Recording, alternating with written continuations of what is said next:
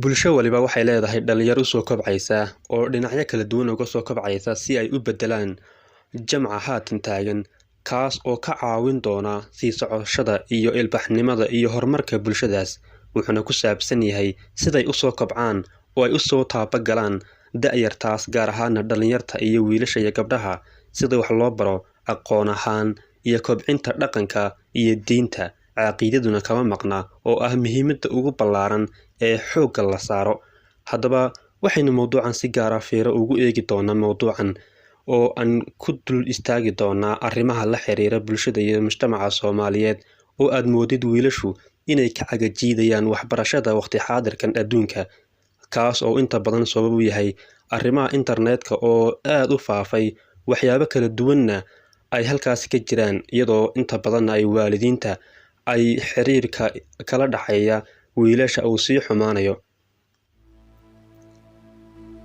Ahmiyadda dhalinyarnimadu ay u leedahay bulshada iyo khatarta ay wajahayso dhalinyarnimada Soomaalida ee da'yarta gaar ahaana kuwa haatan uun soo kobcaya ee waxbarashada dugsiyada hoose iyo kuwa dhexe ku jira, xataa kuwa sare.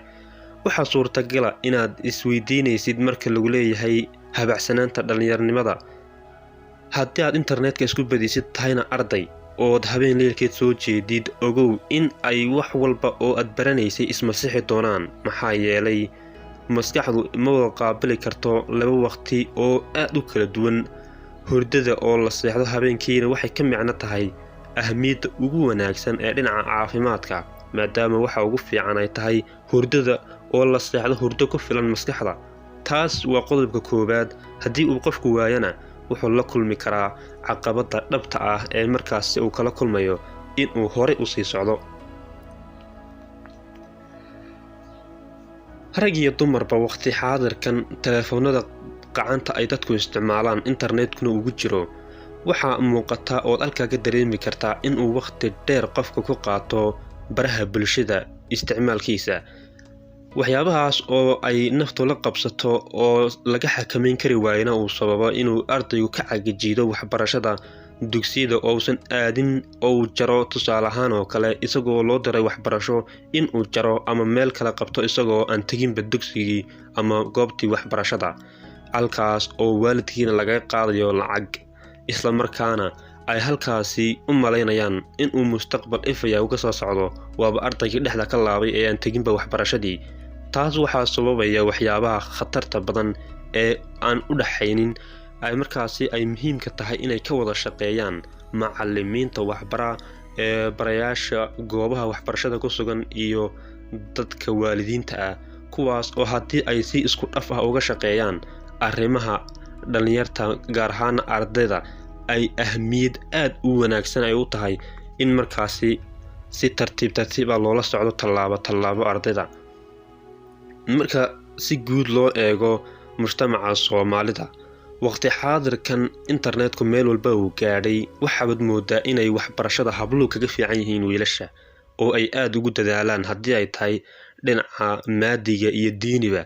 Laakiin dhalinyarta waxyaabo gaar ah markaad si fiiro gaar ah ugu eegtid, waxaad dareemi kartaa habacsanaan iyo dhibaato ka taagan dhalinyarta.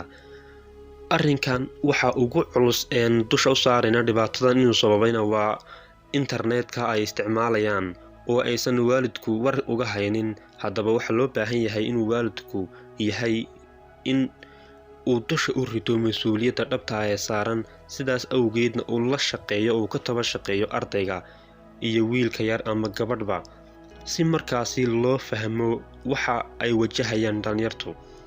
Waana hubaal inuu ardaygaas ku liidan doono dhinaca hadday tahay taxaanada iyo akhris fara badan oo uusan sameynin ay u horseedi doonto dhibaato, maadaama akhriska lagu qeexo inuu yahay ilbaxnimada bulshada. Haddaba haddii uuna waxba akhriinba oo internet isticmaalo markuu guriga yimaadana, waa mushkiladda aadka u khatarta badan ee markaasi laga dayrin karo. Haddaba waxyaabaha ugu muhiimsan ee aynu ku soo gabagabayn karno fiiradan gaarka waxaa ka mid ah waalidiinta oo la shaqeeya macallimiinta iyo sidoo kale ka warqabidda inuu si fiican wax u akhriyo, internetkana laga wajaro guriga si uu u helo waqti gaar ah oo nasasho leh oo akhris leh oo waxbarasho leh oo dhinacna walba, maadaama tacab la gelinayo oo la doonayo inuu mustaqbalka dalka iyo ummadda iyo waalidiinba iyo naftiisaba uu horumariyo oo dhalinyarta laga sugayo maadaama uu yahay laf-dhabartii ummadda. haddaba si loo badbaadiyo mustaqbalkaas wiilka ama gabadha waxaa loo baahan yahay da'da intaysan gaadhin 20 aynan iyagu ismaamulaynin in ay xil ka saaran yahay waalidka dabcan sidaan wada ognahayba. haddaba waqtigaas muhiimka ah si loo ilaaliyo oo loo dhowro badqabka waqtiga iyo mustaqbalkiisa waxaa loo baahan yahay in ay la shaqeeyaan waalidku wiilka. tusaale ahaan oo kale waxaa suurtagal ah in waqtiyo kala duwan uu helo jaanis uu bannaanka ku aado wuxuu doonana uu soo sameeyo isagoo arday ah, kadibna uu maqnaado waqti dheeraad ah oo uu ka habsaamo haddii uu wax akhrisan lahaa iyo haddii uu waxyaabo kala qabsan lahaaba.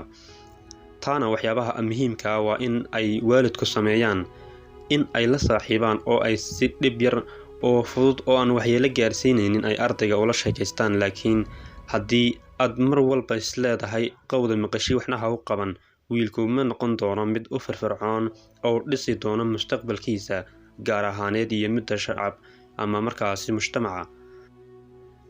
da'daas gacanta lagu haya intayna gaadhin ismaamulka gaarka ah waxaa loo baahan yahay waxaynu ka soo sheekaynay arrimo gaar ah oo ay ka mid yihiin sida loola macaamuli karo ardayga iyo wiilka ama gabadha. haddaba waa maxay waxa looga baahan yahay fasalka? dhulka Soomaalidu ay degto inta badan ama gebi ahaan waa waxbarasho gaar loo leeyahay. taasna waxaa qasab ah in laga qaado qoyskaasi dhaqaale ay ku maareeyaan aqoonta uu baranayo wiilku. taas waxay sababaysaa in markaasi kharash iyo tacab badan la geliyo ilaa iyo heer jaamacadeed si mustaqbalkiisa loo dhiso. taas inta badan waxbarashada gaarka ay ahmiyad weyn ma saarto in uu wiilku ka soo qayb galo fasalka, si buuxdana ulama shaqayso waalidka inay gacan ka siiyaan in ay wax bartaan. tusaale ahaan oo kale haddii aad wareysatid qof indhihiisa ku arkay wuxuu kuu sheegi karaa in ay jiraan arday waxbarashada jara oo la moodayo inay ku maqan yihiin dugsiyada laakiin aan aadinba oo waxyaabo kale ku mashquulay ama meelo kaleba aaday. taas waxay ka markhaati kacaysaa isku xidhnaanta in aysan wax isku xidh ahayn ka dhaxaynin waalidkii uu ka soo ambabaxay iyo fasalkii ama iskoolkii uu aadi lahaa. taasna dhexdeeda waa uu ku burburi karaa ardaygaasi. haddaba arrinkaas si looga badbaadiyo waxyaabaha ugu muhiimsan ee loo baahan yahay ayaa waxaa ka mid ah in la sameeyo wacyi fara badan in bulshada la gaadhsiiyo laga wacyigeliyo haddii ay tahay waalidka, dugsiyada waxbarashada iyo gebi ahaanba laamaha u xil saaran gaar ahaana dowladaha iyo markaasi in ay wacyi aad u ballaaran ay ka sameeyaan haddii ay tahay goobaha waxbarashada madarasadaha gebi ahaan in laga baraarugo oo arrinkan aad loo fiiriyo gaar ahaan mujtamaca Soomaalida.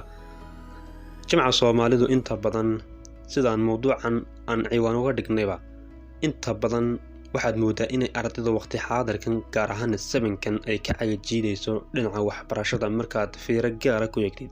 taana waa in la fahmo waxa caqabada ku ah markaa waxaa hirgeli karaa wacyigelinta la soo saaro ee la siiyo waalidka iyo sidoo kale dugsiyada waxbarasho hadday tahay macallimiinta iyo dhinacyo kala duwan, iyo sidoo kale dadka ka hadla baraha bulshada in ay dhiirigelin iyo ay u sameeyaan wacyi badan ardaydaas waxbaranaysa maadaama yihiin mustaqbalka muhiimka ah ee ummadda. inta badan sidaan wax yar ka hor sheegnayna wacyigelinta ku saabsan dhinaca akhriska inuu akhriyo ardaygu cashir fara badan waxay u keeni kartaa inuu wax badan ka fahmo waxyaabaha muhiimka ah ee uu baranayay markaana tacabku uu ku baxay.